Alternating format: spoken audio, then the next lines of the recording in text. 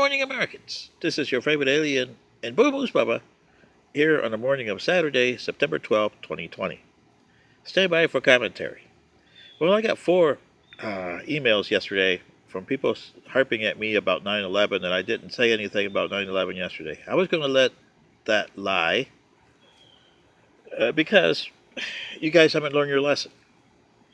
But to a certain Miss Anna Hamburger, or Humburger, one of the two, and a J.C. and a Richard Anderson, especially Miss Humburger, who wrote, "Dear Quack, I'm a staunch conservative Republican, and you have harped at 9/11 saying it was the law of unintended consequences and we paid 3,000 lives for nothing. Isn't that what you would say for Pearl Harbor?" Well, no. And here's the difference between the two, Miss Humburger.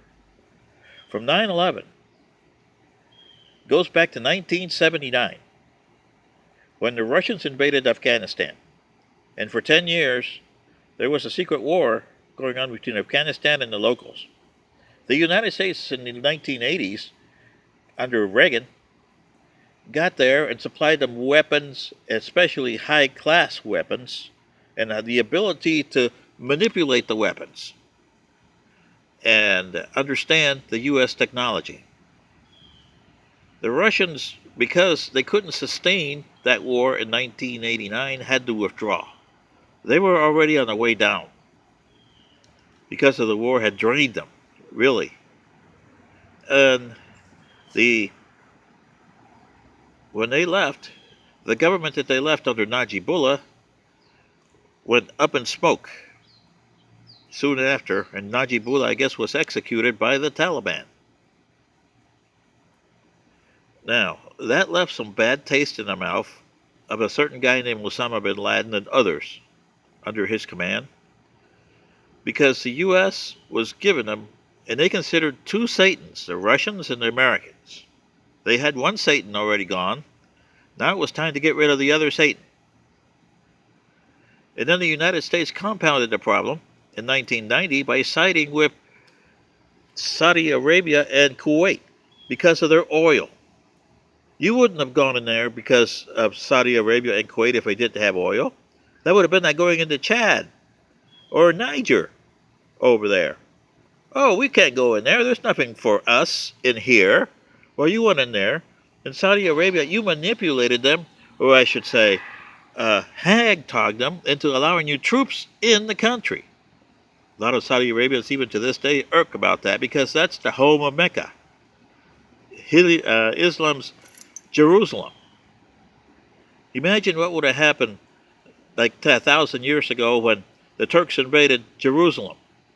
And in 1099, oh, well, here comes the ragtags. You got it for 88 years, and what happened after that? You haven't owned Jerusalem since.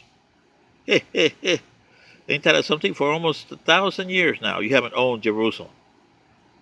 Well, that's probably what the Arabs thought when you went into Saudi Arabia. Oh, the Crusaders are here. The Crusaders are here. Yeah. See, Mrs. Humburger? And that cost people like Osama bin Laden and Ben al-Sahawi, I hope I pronounced that right, from Egypt, which later became Al-Qaeda, and the attack on 9/11.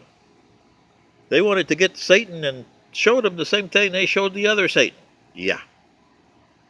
3,000 lives died because of unintended consequences of the United States politicians not understanding what they were doing.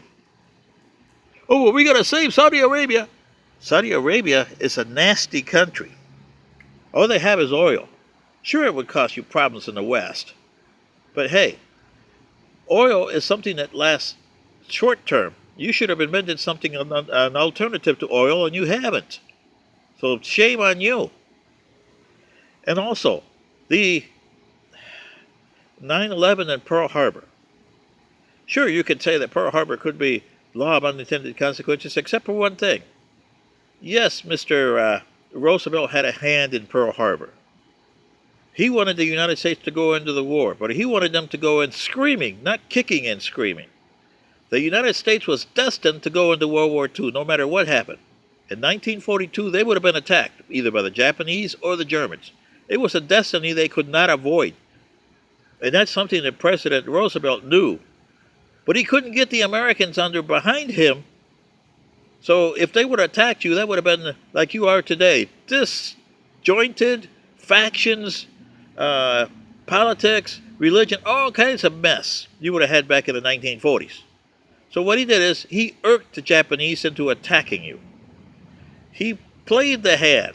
They attacked you, and therefore 2,000 dead cost you to go into World War II ahead of schedule.